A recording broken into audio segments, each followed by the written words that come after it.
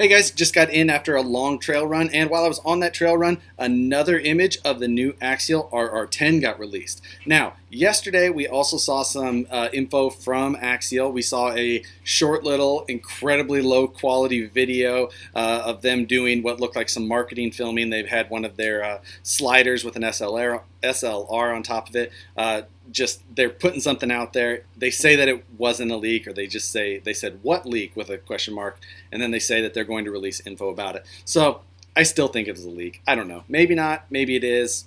Who knows if someone's going to fess up or not. But either way, it's still coming and it's still exciting. Now today, another picture got released, a much better picture, a very clear picture from Bomber Fabrication. They posted it, saw it on their Instagram. Somebody tagged me on there. Thanks for that tag. Saw that right away and reposted on the Facebook page. We saw some more info on that. Now, this picture, we can see more detail on it.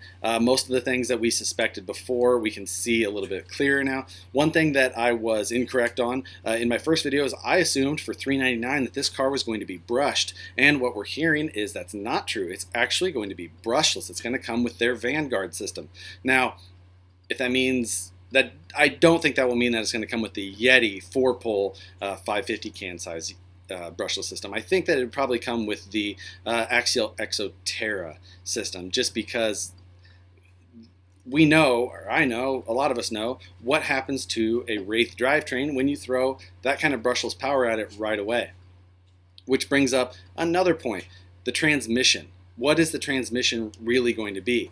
Now, we kind of assume that they're going to use parts that they already have, because it makes sense. You use parts that you already have. Why reinvent the wheel? Even though people are always going to complain about, oh, it's a parts box truck. They use what they have so that they can keep the cost reasonable. But what are they going to use in this? Are they going to use the standard Wraith transmission, or are they going to use like the Yeti transmission? Now, here's why I think that they're going to use the Wraith transmission, but I also question that.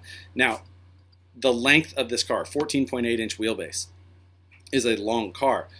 And what I'm thinking is if they use the Yeti transmission, those outputs are way to the back, and it's got that little scale-looking transfer case, a really cool-looking piece. But for that front output, it would be way to the back, and I don't think that they could get a one-piece drive shaft between that front, or the output for the front on the transmission and the front of the car. They would have to use a carrier bearing, or they would have to have some sort of intermediate shaft system in there, like a different transfer case, to get that front output pushed further forward. You just know, if you think about the length of a Wraith transmission between the two outputs, there's some significant length there, and the Yeti does not have that. And it doesn't have to have that because the front doesn't move. It's got that center bulkhead, so those 2 points are fixed. They don't have to worry about that drive shaft going up and down. Now, the reason that I wonder is because the Yeti transmission, all metal inside, and it can handle that brushless power. That car came out of the box, brushless powered, all metal gears in that transmission. From experience, know if you put a Wraith or brushless system in a stock Wraith with those plastic gears inside that transmission, only that top gear's metal, that idler gear goes in minutes. You're just not going to get runtime out of that car with a plastic idler gear in there, or a plastic final gear if you replace just the idler gear. So I wonder what they're going to do there. They do make metal transmission gears for that car. If they threw those in, that would be outstanding, because Axial's metal gears that they have for their transmission are some of the best. Theirs, or actually Hot Racing, which I normally don't support all that much. Hot Racing has a really good set of metal gears, but Axials are right up there with them. But their retail price on those things is like $45 or something like that. So if they're going to try and throw in a brushless system and metal gears in a ready-to-run car for only $399, I don't see that happening. I see more that they're going to throw that brushless system in there and hope that people are gentle with the slipper clutch. Maybe we'll see how that goes.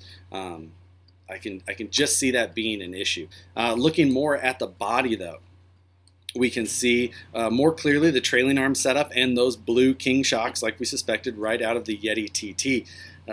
The rear end of this car looks really good. It does look like it has the Yeti rear weight box / fuel cell in the back.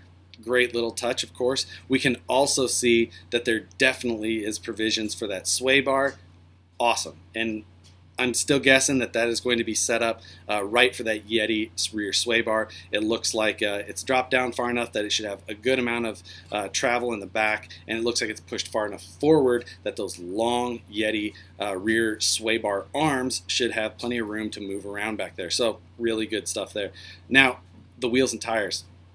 The BFG Baja KR2 is what these are labeled. Like I said, the exact same tread pattern as the Yeti TT. Now this, from what I'm seeing in the picture, this is the only tire I've seen from Axial that doesn't actually have the size written on it. So we can't see the size. We do know that it is a 2.2, while some people think that they look like the 1.9. It does say it is a 2.2, well, at least in that little snippet of text that we saw in the Tower Speed Mark deal. So, you know, and just by looking at the rest of the things in proportion, they definitely do look to be a 2.2. We can, well, looking at the picture, it's not their normal Walker beadlock wheel though. It doesn't have the adjustable hub on the rear. It looks like it's a fixed hub, and we don't know for sure. I can't tell 100% from the picture if it's a glue-on wheel or a beadlock wheel. It may be a beadlock, or maybe a glue-on, and maybe that's where they helped cut some cost in there. It's fine with me. They can use a glue-on wheel, RTR, fine. We don't know. The tread compound on these ready-to-run tires is usually harder, so, you know, replacing wheels and tires is something that I normally do. Maybe not everybody, because it is, it can be a higher cost item, but either way, the tread pattern and the tire design itself look amazing. Super excited for those to hit, just because I think that they look just fantastic. I also touched on the Firewall before. Looked like they had those inner fenders or firewall area to help not see through the body. And I'm guessing now that we can see the rear of this car, it looks like that is probably a nice enclosed battery box. A front-mounted battery box, finally, in a Wraith out of the box. Something that we all do pretty much right away on our Wraiths. They got it integrated into this thing. In this picture, I can clearly see that there's some body pins with those nice little flexible tabs that Axial puts on their body clips in the rear of the hood of this thing. But in the Speedmart ad, or that, we could see that it had screws in the front of the hood. So we're seeing screws in the front, the body pins in the rear. Maybe that means they've got another one of their hinged style setups like they have on the Yeti with the whole body. Maybe this is just the hood. If so, a huge plus, a big design change there that really looking forward to if that is the case. Hopefully it is, because that would be extremely nice to have that ability to have the Wraith battery, or the battery up front, and have it easily accessible. The interior, I was thinking maybe it's the Spawn interior. I guess I really wasn't clearly thinking. You can clearly see two figures in the Speedmart ad. The Spawn only has one figure sitting in there. So this is not the Spawn interior. I looked at the design. It has a longer dash in it as well. So I was wondering if that was the Yeti. Went and looked at my Yeti, compared the pictures. Not that either. So it's an all-new interior. So we can't necessarily judge the width of this cage off of an existing interior, but oh well, that's just another thing on the list.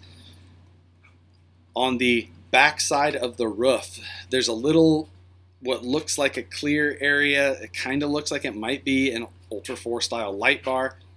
Don't know for sure. It doesn't look like what I have seen before out of Axial, as far as like maybe the Casey Curry light bar, the rigid light bar sets that they had. It doesn't look like it has that same lens or not, but there's something back there, and I think that's probably along the lines of what it's supposed to look like. It's just hard to tell from the limited amount of pictures we're getting at this point. So with that, we do still, these are the regular AR60 axles. Everyone's wondering if these are a new axle, a narrower axle, something like that. And I think it's just they brought everything in this car so much more into proportion of a full-size car that it's fooling people's mind, just because things look right, or that type of thing. Everything just looks better, looks more proportionate. This is the ultimate Ultra 4 out-of-the-box car so far, especially because it's Bomber Fab, and I've got a soft spot for those cars anyway. I see the Bomber Fab guys commenting on things all over Randy Slauson or the Bomber Fab accounts, whoever's actually doing it. It's cool to see that they're involved in the social media aspect of it. pictures of it on the cars, the whole deal. Super cool. Still super excited. More stuff to speculate on. I love speculating about what's in a new car or whatnot. So thought I'd throw something else up. That's what I got for today. I'm looking forward to more info on this thing, and once we do get more, I'm sure I will talk more about it because, like I said, excited to see this thing and excited to see what comes from Axial soon. So with that, guys, we'll see you later.